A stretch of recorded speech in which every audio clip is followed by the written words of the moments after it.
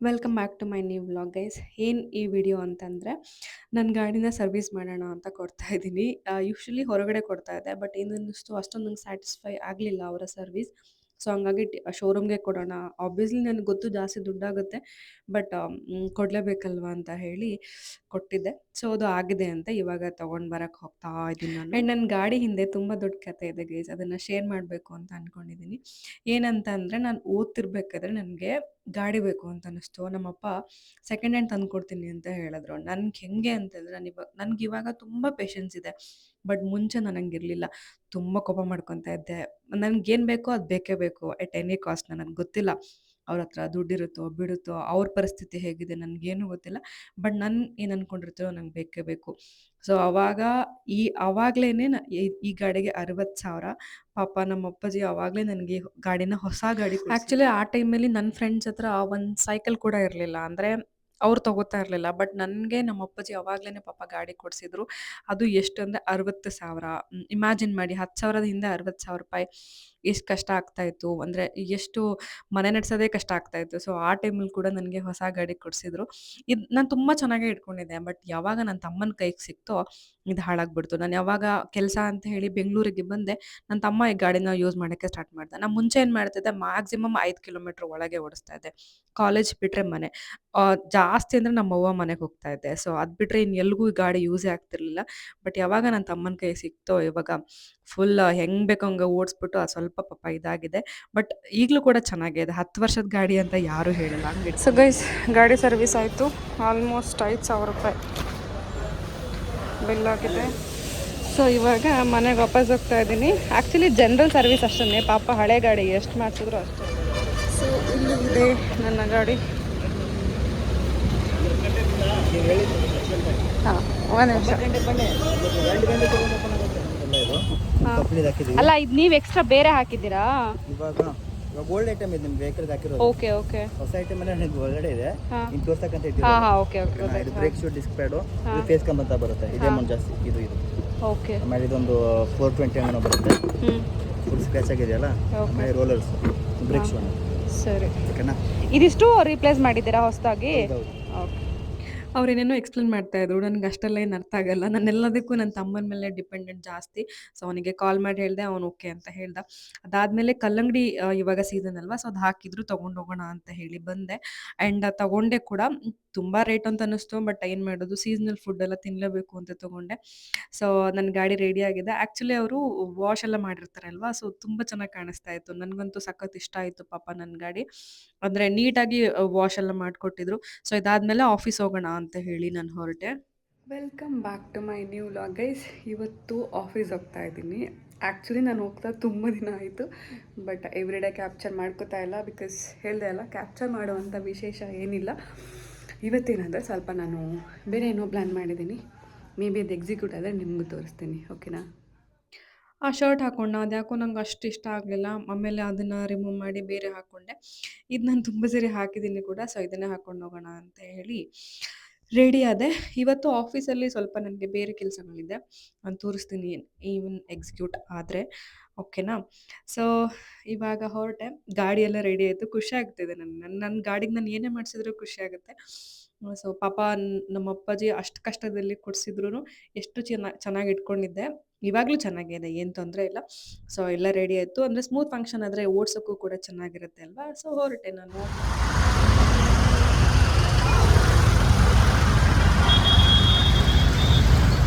Guys, ಇವತ್ತು ಎಲ್ಲಿ ನೋಡಿದ್ರು ಸಿಕ್ಕಾಪಟ್ಟೆ ಟ್ರಾಫಿಕ್.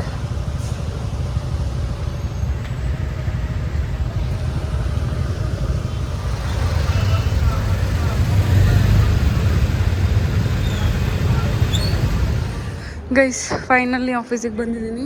ಇವಾಗ ಟೈಮ್ ಬಂದು 12 ಗಂಟೆ. ನಾನು ಹೊರಟಿದ್ದು ಬೆಳಗ್ಗೆ 9:40.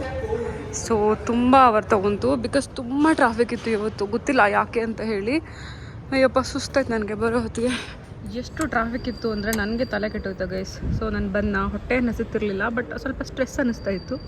ಹಂಗಾಗಿ ಬನಾನಾ ವಾಲ್ನಟ್ ಅಂತ ಇದೇನೋ ತೊಗೊಂಡೆ. ಬಿಕಾಸ್ ನಾನು ಟೀ ಕುಡಿಯೋದನ್ನು ಬಿಟ್ಟಿದ್ದೀನಿ. ಆ್ಯಂಡ್ ಏನಾದರೂ ಜಂಕ್ ತಿನ್ನೋದನ್ನು ಬಿಟ್ಟಿದ್ದೀನಿ. ಆ್ಯಕ್ಚುಲಿ ಚೆನ್ನಾಗಿದೆ. ನಾನು ಕೂತಿರೋ ಪ್ಲೇಸ್ ನೋಡಿ ಎಷ್ಟು ಸಖತ್ತಾಗಿದೆ. ಇಲ್ಲೇನೋ ಪೇಂಟಿಂಗ್ ಎಲ್ಲ ಇದೆ ಆ್ಯಂಡ್ ಇಲ್ಲೂ ಕೂಡ ಕುತ್ಕೋತಾರೆ. ಆ್ಯಂಡ್ ಅಲ್ಲಿ ಕಾಣಿಸ್ತಿದ್ದ ಲೈಟ್ಸು ಅಲ್ಲೂ ಕೂಡ ಊಟಕ್ಕೆ ಕುತ್ಕೋತಾರೆ. ಬರೀ ನಮ್ಮದು ಕಿಚನ್ನೇ ಎಷ್ಟು ದೊಡ್ಡದಾಗಿದೆ. ಒಂದು 10 ಮನೆ ಅಲ್ಲ ಸಾರಿ, ಒಂದು 100 ಮನೆ ಕಟ್ಬೋದು ಅನಿಸುತ್ತೆ. ಇನ್ನು ಗೈಸ್ ಎಷ್ಟು ರಾಯಲ್ ಆಗಿ ನಾನಿದ್ದೀನಿ ಅಂತಂದರೆ, ನಾನು ಎಲ್ಲೂ ಒಳಗೆ ಕುತ್ಕೊಳ್ಳೋಂಗಿಲ್ಲ ನೋಡಿ. ಆರಾಮ್ಸೆ ನಾನೊಬ್ಬಳೇ ಇಡೀ ಇದರಲ್ಲೊಬ್ಬಳೇ ಕೂತಿದ್ದೀನಿ. ಆರಾಮಾಗಿ ಕೂತ್ಬಿಟ್ಟಿದ್ದೀನಿ.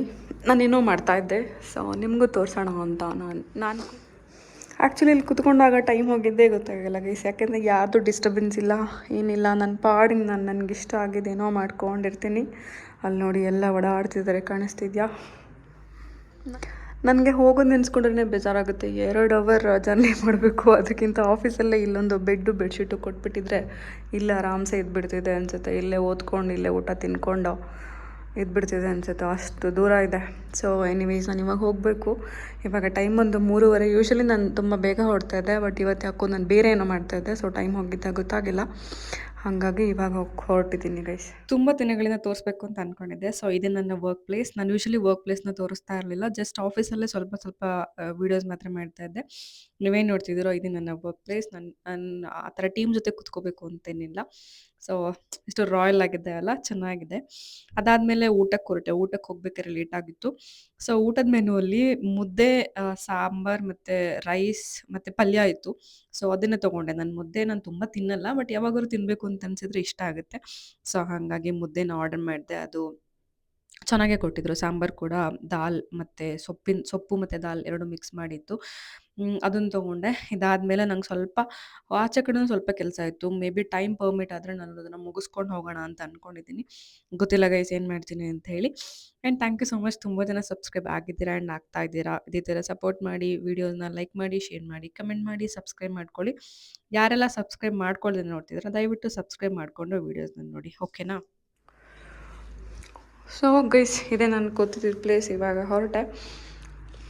ಎಷ್ಟೊಂದು ಪ್ರೈವಸಿ ಇದೆ ಅಲ್ಲ, ಆರಾಮ್ಸೆ ವರ್ಕ್ ಮಾಡ್ಕೋಬೋದು.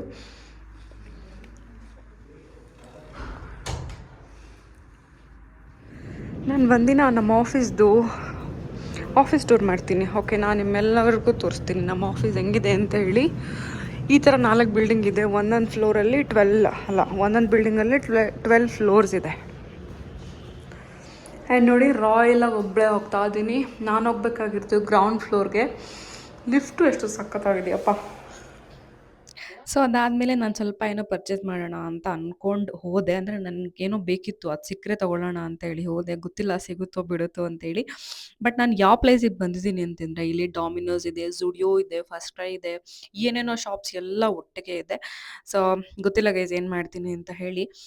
ನೋಡಿದ್ರಿ ಅಲ್ಲ ನನ್ನ ಅಂದರೆ ವರ್ಕ್ ಹೇಗಿರುತ್ತೆ, ನನ್ನ ಆಫೀಸ್ ಹೇಗಿದೆ, ಲೊಕೇಶನ್ ಹೆಂಗಿದೆ, ನಾನು ಎಲ್ಲಿ ಕೆಲಸ ಮಾಡ್ತೀನಿ ಅಂತ ಹೇಳಿ. ಸೊ ಈ ಥರನೇ ಇರುತ್ತೆ. ಅಂದರೆ ಆಫೀಸಿಗೆ ಬಂದರೆ ಖುಷಿ ಆಗುತ್ತೆ, ಚೆನ್ನಾಗೂ ಇರುತ್ತೆ. ಬಟ್ ಬರಲಿಕ್ಕೆ ಬೇಜಾರಷ್ಟೇ, ಇಷ್ಟು ದೂರ ಬರಬೇಕಲ್ಲಪ್ಪ ಅಂತ ಹೇಳಿ. ಅಷ್ಟು ಬಿಟ್ಟರೆ ಇನ್ನೇನಿಲ್ಲ. ಆಫೀಸಿಗೆ ಬಂದರೆ ಸಖತ್ ರಾಯಲ್ ಆಗಿರುತ್ತೆ. ಎಲ್ಲನೂ ರಾಯಲ್ ಆಗೇ ಇರುತ್ತೆ. ಸೊ ಅಷ್ಟೇ ಗೈಸ್, ಇನ್ನೇನಿಲ್ಲ. Thank you so much. ನಾನು ಏನಾದರೂ ಪರ್ಚೇಸ್ ಮಾಡಿದರೆ ನಾಳೆ ವ್ಲಾಗಲ್ಲಿ ಮತ್ತೆ ತೋರಿಸ್ತೀನಿ, ಓಕೆನಾ? ಮತ್ತೆ ಸಿಗೋಣ ನೆಕ್ಸ್ಟ್ ವ್ಲಾಗಲ್ಲಿ. ಅಲ್ಲಿ ತನಕ ಟಾಟಾ, ಬಾಯ್ ಬಾಯ್. ಎಲ್ಲರೂ ಸಬ್ಸ್ಕ್ರೈಬ್ ಮಾಡ್ಕೊಂಡು ವೀಡಿಯೋಸ್ನ ನೋಡಿ ಅಂತ ಹೇಳೋಕ್ಕೆ ಇಷ್ಟಪಡ್ತೀನಿ. ಆ್ಯಕ್ಚುಲಿ ನಮ್ಮೂರಲ್ಲಿ ಜಾತ್ರೆ ನಡೀತಿದೆ ಗೈಸ್. ನಾನು ಹೋಗ್ತಾನೇ ಇಲ್ಲ, ಅಂದರೆ ಹೋಗಿಲ್ಲ ಇನ್ನು. ಯಾಕಂದರೆ ಆಫೀಸ್ಗೆ ಹೋಗ್ಬೇಕು ಅಂದ್ಕೊಂಡು ಟಿಕೆಟೇ ಬುಕ್ ಮಾಡಿಲ್ಲ. ಯಾವಾಗ ಅಲ್ಲಿಗೆ ಹೋಗ್ತೀನೋ ಅಂತ ಅಂದ್ಕೊಂಡು ಕಾಯ್ಕೊಂಡು ಕೂತಿದ್ದೀನಿ. ಸೊ ಆದಷ್ಟು ಬೇಗ ಹೋಗ್ತೀನಿ. ಹೋದ್ಮೇಲೆ ದಿನ ಒಂದೊಂದು ವೀಡಿಯೋ ಹಾಕ್ತೀನಿ. ಎಲ್ಲ ವೀಡಿಯೋಸ್ನ ತಪ್ಪದೆ ನೋಡಿ, ಓಕೆನಾ? Bye bye guys, have a nice day. ಮತ್ತೆ ಸಿಗೋಣ. ನನ್ನ ಆಫೀಸ್ ವ್ಲಾಗ್ ಹೇಗಿತ್ತು ಅಂತೇಳಿ ಕಮೆಂಟ್ ಮಾಡಿ. ಸೊ ನನ್ನ ಆಫೀಸ್, ನನ್ನ ವರ್ಕ್ ಪ್ಲೇಸ್ ಮತ್ತು ನಾನೆಲ್ಲಿ ಕೂತ್ಕೋತೀನಿ, ಏನು ತಿಂತೀನಿ ಎಲ್ಲನೂ ತೋರಿಸಿದ್ದೀನಿ. ಸೊ ಬಾಯ್ ಗೈಸ್, ಮತ್ತೆ ಸಿಗೋಣ.